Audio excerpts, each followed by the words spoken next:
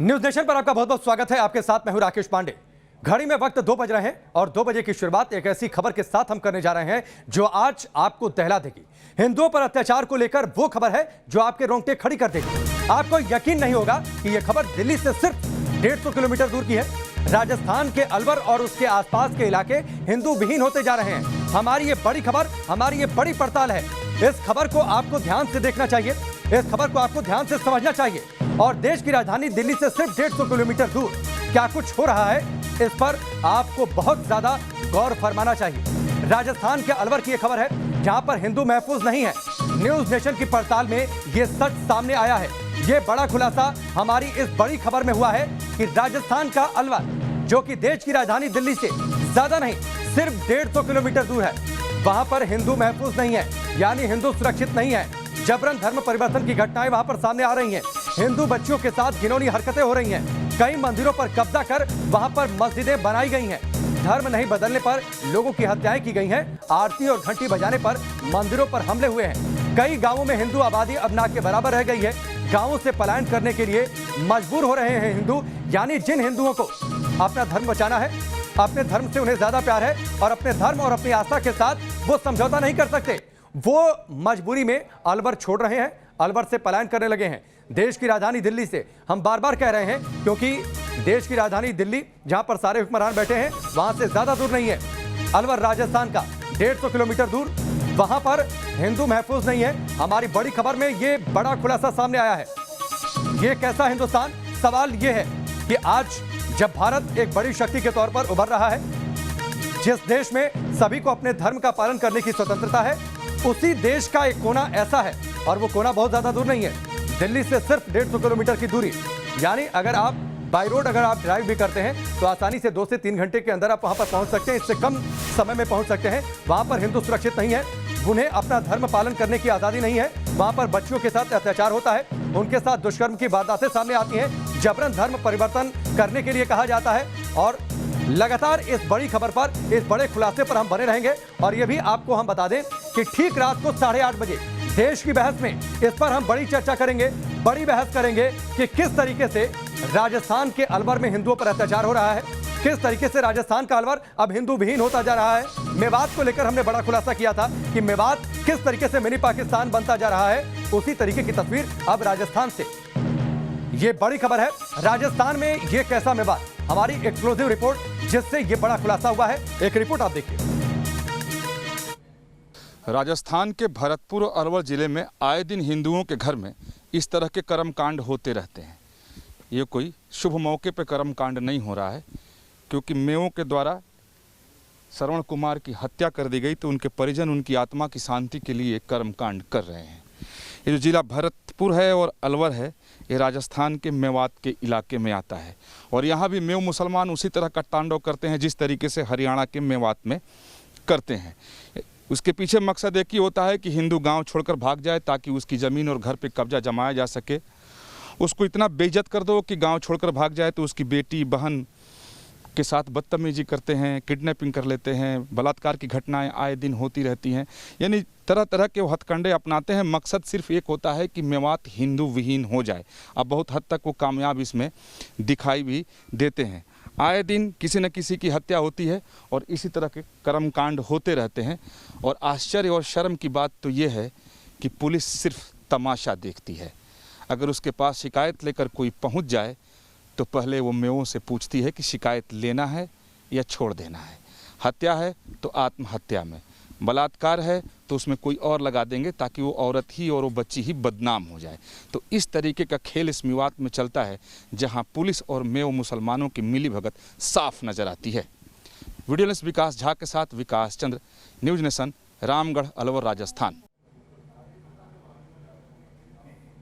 तो ये रिपोर्ट आपने देखी, ये एक ऐसा सच है जो आपको हिलाकर रख देगा। इस सच को आपको देखना, सुनना और समझना चाहिए, और इस सच के लिए आवाज भी उठानी चाहिए कि आखिर ये देश कैसे बर्दाश्त कर सकता है कि इस देश में जहां पर सभी धर्म के लोगों को उनका धर्म पालन करने की स्वतंत्रता है, वहां पर राज्य के एक शहर में ऐसी स्थिति बना दी जाए कि वो शहर हिंदू विहीन हो जाए। इस रिपोर्ट को आपने देखा। विकास हमारे सहयोगी इस वक्त न्यूज रूम से सीधे जुड़ चुके हैं, और साथ ही दीपक चौरसिया जी भी हमारे साथ जुड़ चुके हैं, हमारे वरिष्ठ सहयोगी। सबसे पहले दीपक जी, मैं आपके पास आता हूं। मेवात को लेकर हमने ये खबर दिखाई थी, राजस्थान के अलवर से ये खबर, इस ऐसी खबर जो रोंगटे खड़ी कर देती है। एक ऐसा शहर राजस्थान का, दिल्ली से सिर्फ 150 किलोमीटर दूर, और वहां पर कोशिश हो रही है कि वहां से हिंदुओं को अलग थलग कर दिया जाए। ऐसी स्थिति पैदा की जा रही है कि हिंदू अलवर को छोड़ने लगे हैं। राकेश, हम जब मेवात का पूरा इन्वेस्टिगेशन कर रहे थे तो कई सारे दर्शक हमारे साथ जुड़े थे।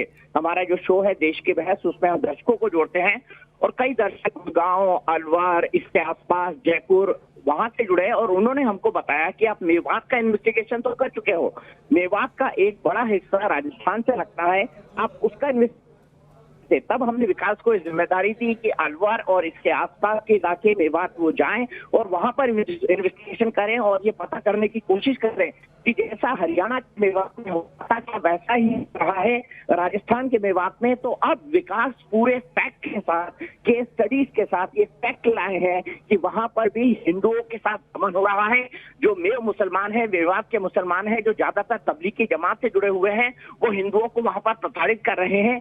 कई सारे गांव हिंदू विहीन हो चुके हैं, कई मंदिरों पर कब्जा करके या तो उनको प्राइवेट प्रॉपर्टी बना दिया गया है या उनको मस्जिदों में कन्वर्ट कर दिया गया है।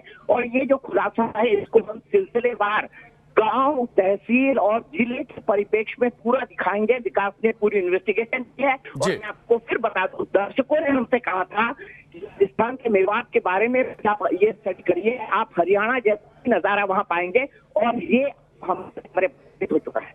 बिल्कुल दीपक जी, आप हमारे साथ बने रहिए और एक बार फिर से दर्शकों को यह बता दें कि अभी तो इस खबर पर हम चर्चा कर रहे हैं, इस सच को आपके सामने रख रहे हैं, लेकिन ठीक रात 8:30 बजे भी दीपक चौरसिया के साथ देश की बहस में इस पर जोरदार तरीके से चर्चा होगी। एक एक सच्चाई की परतों को आपके सामने खोलकर रखेंगे खुद दीपक जी। आगे बढ़ते हुए विकास का हम रुख करें और जिन फैक्ट्स की चर्चा हो रही थी उन फैक्ट्स के बारे में हम जाने, लेकिन उससे पहले राजस्थान में हिंदुओं पर अत्याचार की कहानी दिल दहला देने वाली है। आप सुनेंगे तो रूह कांप उठेगी। इंसाफ तो चाहिए, हिम्मत तो करनी पड़ेगी एक तरह से, पर इस समय ना मुझे बहुत डर लग रहा है क्योंकि ना मैं पापा को खो चुकी हूँ। कोई भरोसा नहीं कि मेरे भाइयों तक की मुसीबत बन जाए। अब तक मैं मजबूत हूँ बयानों पे, लेकिन आगे पता नहीं क्योंकि धमकियाँ तो अब भी हैं हमारे पास। कहा गया है कि एक लाश बिछ गई, आगे जाने कितनी लाशें बिछ सकती है, कोई भरोसा नहीं है। तो आपने इस बच्चे की बातचीत सुनी, जाहिर सी बात है इस बच्ची की आवाज सुनकर, इसकी करुण पुकार सुनकर दिल दहल उठेगा। दीपक जी हमारे साथ जुड़े हैं, विकास चंद्रा भी हमारे साथ जुड़े हैं। विकास, इस बार मैं आपके पास आता हूं, सवाल ये कि आखिर ये कैसी तस्वीर हिंदुस्तान में, क्या कुछ अपने आपने जो जांच पड़ताल की है, क्या कुछ आपने देखा, सुना, समझा, क्या कुछ फैक्ट्स आपके हैं? हम चाहेंगे सिलसिलेवार तरीके से उसे दर्शकों के सामने रखें आप। ये देखिए, अगर मेवात की हम बात करते हैं तो एक बहुत लंबा चौड़ा सा ये भूगोल है जो हरियाणा में भी पड़ता है और राजस्थान के 2 जिले इसमें पड़ते हैं, एक अलवर और भरतपुर। भरतपुर के 4 तहसील इसमें आते हैं मेवात में और अलवर जिले के 9 तहसील मेवात में आते हैं। और यह मेव मुसलमान जो हैं उसी तरह का तांडव करते हैं जिस तरीके से हरियाणा मेवात के नूह में करते हैं। यानी नूह एक जो जिला है वहाँ जो जिस तरीके की स्थिति है उसी तरह की स्थिति जो राजस्थान में भी है। और कह सकते हैं कि 4-5 तहसील तो ऐसे हैं कि यहाँ की स्थिति नूह से भी ज़्यादा बदतर दिखाई देती है। अभी जिस बच्ची को हमने बोलते हुए दिखाया, जिसने ये बयान दिया कि पूरे परिवार को धमकी है, एक लाश बिछ चुकी है, आगे और भी लाश बिछ सकती है, ये रामगढ़ की घटना है जो अलवर जिले में आती है। इस बच्ची को 1.5 साल से परेशान किया जा रहा था, स्कूल नहीं जाने दिया जा रहा था। ये बच्ची 10वीं क्लास में अपने स्कूल की टॉपर थी, 11वीं क्लास में अपने स्कूल की टॉपर थी, बावजूद इसको अपना स्कूल छोड़ देना पड़ा। रास्ते से इसको अगवा करने की कोशिश की जाती थी, इसके ऊपर दबाव बनाया जाता था। 4 लड़के थे उसी गांव के में कि साथ चलो। जब ये बच्ची तंग आ गई तो ये 18 तारीख को, यानी पिछले इसी महीने के 18 तारीख को इसने कुएं में कूदकर जान देने की कोशिश की। इसकी जान बचा ली गई, मामला पुलिस में पहुंचा, पुलिस में शिकायत दर्ज करा दी गई। तो 24 तारीख को इसका बयान होना था, लेकिन 23 तारीख के रात में ही इसके पिता को घर से बुलाकर कुछ लोग ले गए और हत्या कर पेड़ में टांग दिए। और ये दिखाने की कोशिश की गई कि श्रवण कुमार ने आत्महत्या कर ली है। तो सिर्फ मेरा ये कहना है कि मेवात में विकास आपने जो अब तक बातें कही आम है, क्या स्थिति वहां पर है उसका अंदाजा तो हो गया, लेकिन एक बच्ची की बाइट हमने सुनवाई है, एक बच्ची का बयान हमने सुनवाया है, उसकी दर्द भरी बातें हमने देश के सामने रखी हैं। हम चाहेंगे उसकी जो पूरी कहानी है वो आप एक बार फिर से बताएं। ये देखें, अगर सिर्फ इस बच्चे की हम बात करें, हालांकि मेवात में जहां भी आप कदम रख दें, अलवर जिले में, भरत जिले में वही बलात्कार, हत्या, अपहरण, जमीन पर कब्जा कर लेना, शमशान भूमि पर कब्जा कर लेना, मंदिरों को तोड़कर मस्जिद में बदल देना या उसको अपनी निजी संपत्ति में बदल देना, ऐसी स्थिति उत्पन्न कर देना कि हिंदू गांव छोड़कर भाग जाए। हिंदू की लड़की की शादी हो तो बारात नहीं आ सकती, बाराती दूल्हा घोड़े पर नहीं चढ़ सकता, अगर वो आ गया तो उसके गले की माला नोच कर ले जाते हैं, पूरे बारातियों को पीटते हैं, बेइज्जत करते हैं, खुलेआम गौ कसी करते हैं, आवाज़ लगाकर हिंदुओं को बुलाते हैं कि आ जाओ जी, गौ हत्या की है, तुम भी इसमें मांस लेकर जाओ। तो ये स्थिति जो पूरे मेवात में सामान्य है, वहां हिंदुओं को प्रताड़ित करना उनके रूटीन में शामिल है। और एक जगह तो हैरानी की बात है कि मेरे रोंगटे खड़े हो गए कि क्या स्थिति यहां पर है, कहां है पुलिस, कहां है प्रशासन, कहां है सरकार, कि वहां बात कर रहे थे और बड़े मजे में कर रहे थे। 10 साल की बच्ची के साथ बलात्कार हुआ था, जो बिल्कुल दिल को तोड़ देने वाली घटना थी, दहला देने वाली घटना है, रोंगटे खड़े कर देने वाली घटना, जिसको हम आगे दिखाएंगे। वहां मैं बात कर रहा था तो 10-5 में वो लोग खड़े होकर बात कर रहे थे और उनका ये बयान था वो कि अगर काफिर तड़पते हैं, काफिरों को दर्द होता है तो अल्लाह ताला शबाब देता है। तो मैंने पूछा कि ये किसने आपको बता दिया, किसने आपको समझा दिया? तो उन्होंने या हाजी साहब बोला या काजी साहब, थोड़ा मैं ठीक ढंग से सुन नहीं पाया, और वो बड़े मस्त में थे कि हिंदू तड़प रहा है तो उनको शबाब मिल रहा है, तो तड़पाने में उनको शबाब मिलता है, ऐसा उनको तबलीगियों ने समझाया है। जो पूरा तांडव मचा हुआ है, जो वहाँ खेल होता है हिंदू विहीन करने का, सब तबलीगियों की रणनीति के हिसाब से होता है, जो कब कहाँ किस तरह की घटना को अंजाम देना है। अगर इस बच्ची की घटना की हम बात बताएं तो ये बच्ची 1.5 साल से परेशान थी। स्कूल आते जाते इसके पड़ोसी मुसलमान लड़के इसको परेशान करते थे। इसके पिता ने जाकर के उन बच्चों के पिता से शिकायत की तो कहा अच्छा समझा देंगे, बात आई गई, खत्म हो गई।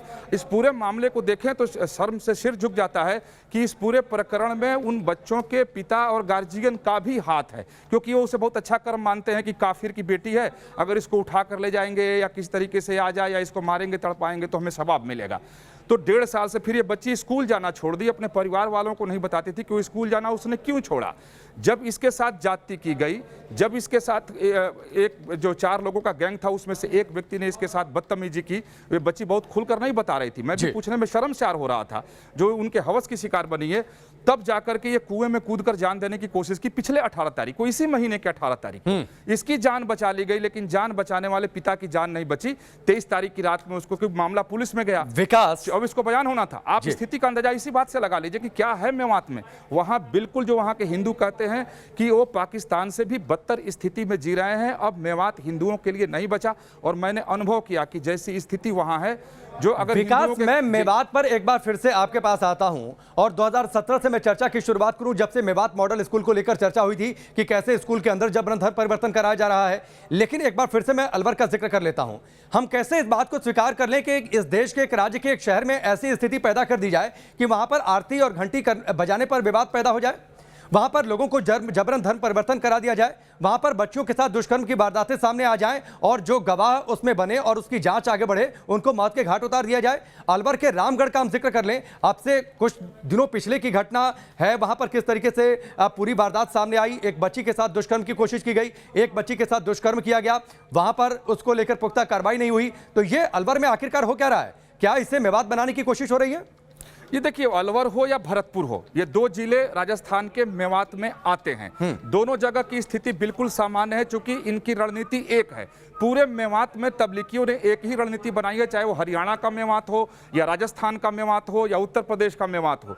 लेकिन सबसे ज्यादा जोर दिखाई जो देता है वो भरतपुर जिले के 4 तहसील में और अलवर जिले के जो 9 तहसील हैं उसमें इनका जोर दिखाई देता है। आपको बता दूं कि लगभग 80 गांव हिंदू हो चुके हैं। विकास, मैं आपके पास आता हूं, हमारी ये चर्चा जारी रहेगी और जो सच है सबसे बड़ा वो हम लगातार देश के सामने रखते रहेंगे, और इस देश के 1-2 शहरों में आखिरकार क्या घिनौना खेल चल रहा है उसका पर्दाफाश भी करते रहेंगे। लेकिन उससे पहले एक और बच्ची का बयान आप सुनिए। सर, मुझे इतना परेशान कर दिया कि ना मुझे ना 1.5 सालों में मुझे इतना घुटन कर दिया उन्होंने मेरे अंदर, ना मुझे खुद को घुटने पर मजबूर कर दिया उन्होंने।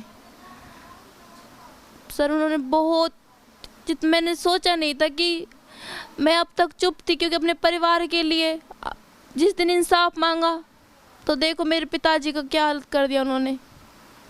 मुझे जिस बात का डर था ना सर, वो ही कर दिया उन्होंने।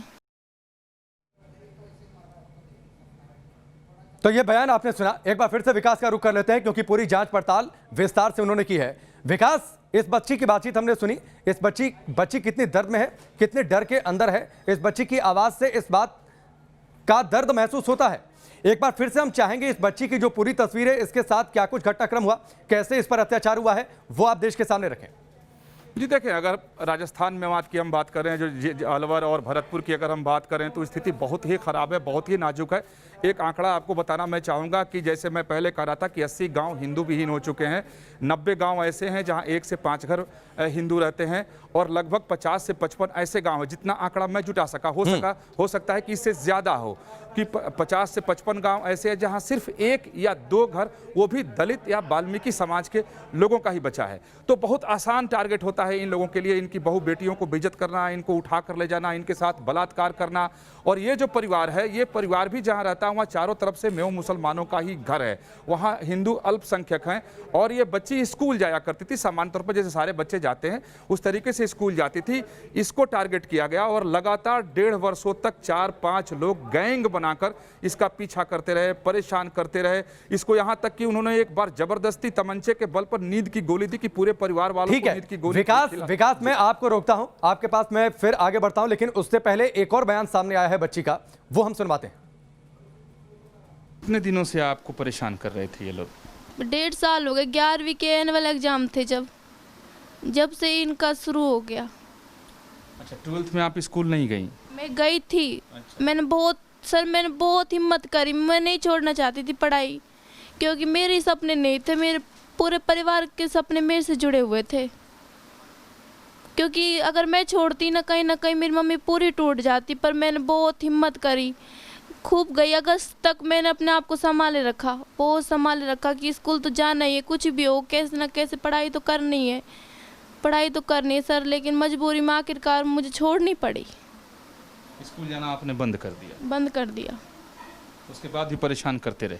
उसके बाद तो सर इन्होंने मेरे घर से निकलना भी ना, घर से बाहर निकलते ही सर ये सड़क पर बैठे रहते थे हमेशा। मुझे ना इन्होंने खुद को घुटने पे मजबूर कर दिया। मुझे 1.5 साल, एक दिन मेरा 1 साल के बराबर गुजारा इन्होंने। इतना मुझे मजबूर कर दिया कि मैंने हर पल जब मैं खड़ी होती हूँ ना सुबह, ये सोच के खड़ी हुई हूँ कि मुझे आज जीना ही नहीं है। मैंने एक बार नहीं कई बार कोशिश की अपने आप को ख़त्म करने की। अपने आप को ख़त्म कर लेना कोई समाधान नहीं है, और आपने जो कदम उठाया, आप कुएं में छलांग लगा दिया आपने, ये भी कोई समाधान नहीं है। लेकिन ये समाधान लगे ना, मेरे पिता अगर मैंने इंसाफ मांगा तो देखो क्या हुआ मेरे साथ। मेरे पापा को ही उन्होंने ऐसे कर दिया। अगर उस दिन मैं अपने आप को ख़त्म कर ले तो ही अच्छा होता, क्योंकि मेरे पापा के साथ तो ऐसा नहीं होता ना। उन्होंने कहा था कुछ भी अगर कोई कदम उठाए तो हमारे परिवार को खतरा है। मैं न चुप थी इसलिए। ये कौन कौन से लड़के हैं ये जो परेशान कर? ये अनीस है, इसका भाई इंजुम, इमरान है, और ये तौफीक, और एक इनका जीजा है नामुल। ये सारे मिलकर परेशान कर? अच्छा। और इनके बड़े भाई ने, महमूद ने, मेरे साथ एक बार बदतमीजी करने की कोशिश की थी। अच्छा, महमूद ने? उसने बदतमीजी करने की कोशिश की थी बस उसने। इस बात का परिवार वालों को किसी को नहीं पता। अच्छा, बाकी बातें आप अपने मम्मी पापा से बताती थी जो ये लोग परेशान करते हैं? सर मैंने कभी मम्मी पापा से शेयर नहीं की ये बात। सच तो ये तो मैंने एक बार बहन से, मैं जब स्कूल नहीं जाती थी ना, तो बहन कहीं ना कहीं मम्मी पापा सोचते थे, क्योंकि मैंने आज तक एक भी एब्सेंट नहीं ली स्कूल से, आज तक कभी नहीं रुकी मैं। तो इस बच्ची का एक और बयान आपने सुना। मैं एक बार फिर से विकास का रुख करता हूं। विकास, इस देश में स्त्रियों की पूजा होती है, इस देश में बेटी बचाओ और बेटी पढ़ाने की बातचीत होती है, और इसकी शुरुआत हरियाणा से की गई थी। क्या इस तरीके से बेटियों को बचाएंगे और पढ़ाएंगे हम? जी, यही लाख टके का सवाल है कि इस तरीके से न बेटी बचेगी, न बेटी पढ़ेगी, न बेटी, क्योंकि सुरक्षित ही नहीं है, अपने घर से वो निकल नहीं सकती, स्कूल तक जा नहीं सकती। अगर स्कूल तक जाने का उसने अगर हिम्मत जुटा लिया तो फिर वापस वो घर आएगी या नहीं आएगी, इस बात की कोई गारंटी नहीं है। अगर हम राजस्थान के मेवात की बात कर रहे हैं तो अलवर और भरतपुर जिले में इस बात की कोई गारंटी नहीं है कि अगर कोई बच्ची, हिंदू बच्ची घर से निकली है यही वजह है कि यहाँ पर 5वीं क्लास के बाद स्कूल जाने का जो बच्चियाँ हैं वो स्कूल नहीं जाती हैं, गार्जियन भेजते नहीं हैं, जो भेजते हैं वो खतरे में रहते हैं या फिर वहाँ से अपने रिश्तेदार के यहाँ भेज देते हैं पढ़ने के लिए, जो अलवर से या भरतपुर जिले से बाहर जहाँ उनके रिश्तेदार रहते हैं कि कम से कम वहाँ वो सुरक्षित रहे। जिन लोगों के पास कोई व्यवस्था नहीं है, जो साधन विहीन लोग हैं, जो मजबूर हैं कि वहीं रह सकते हैं, पलायन भी नहीं कर सकते, अगर वो अपने बच्चों को पढ़ाना चाहते हैं तो हादसा आपके सामने है कि इस बच्ची के साथ नहीं, और सवाल यह कि पलायन क्यों करें विकास, पलायन क्यों करें, अपनी जगह, अपनी जमीन, अपने घर को छोड़कर क्यों जाएं? क्या अपने देश में एक ऐसी स्थिति आ जाएगी कि हमें अपने शहर को छोड़कर सिर्फ इसलिए जाना पड़ेगा क्योंकि वहां पर हमारी बच्चियां सुरक्षित नहीं है, क्योंकि वहां पर हम अपने बच्चों को पढ़ा लिखा नहीं सकते, क्योंकि वहां पर हम अपने बच्चों को सुरक्षित नहीं रख सकते? यही तो आश्चर्य की बात है कि अपने ही देश में, अपने ही जिले में, अपने जिले में लोग विस्थापित हो रहे हैं, अपने जिले में ही रिफ्यूजी कहे जा रहे हैं। और हालत यह है कि वो करें तो क्या करें, क्योंकि गांव में 2 घर है, 5 घर है, 10 घर है और वहां चारों तरफ से वो घिरे हुए हैं, 32 दांत के बीच में जीव की तरह उनकी जिंदगी है, बहू बेटी सुरक्षित नहीं है, जमीन मकान की लालच वो छोड़ देते हैं, कहते हैं कि अगर इज्जत बची रही, बच्ची सुरक्षित रही, अगर घर की इज्जत ठीक रहे तो वो कहीं भी मजदूरी करके कमा खा लेंगे, लिहाजा वहां से लगातार पलायन जारी है। अगर बच्चियों और औरतों की हम बात करें तो सबसे ज़्यादा असुरक्षित यही लोग हैं, क्योंकि ये औरतें घर से बाहर नहीं निकल सकती, अगर वो खेत में काम करने नहीं जा सकती, वो शौच के लिए बाहर नहीं जा सकती, यानी किसी भी काम के लिए वो बाहर नहीं जा सकती, अगर वो बाहर गई तो हादसा होना तय है। अगर किसी के साथ कुछ नहीं हुआ तो लोग आकर ईश्वर को धन्यवाद करते हैं कि हमारे साथ कुछ नहीं हुआ, आज हम बच गए।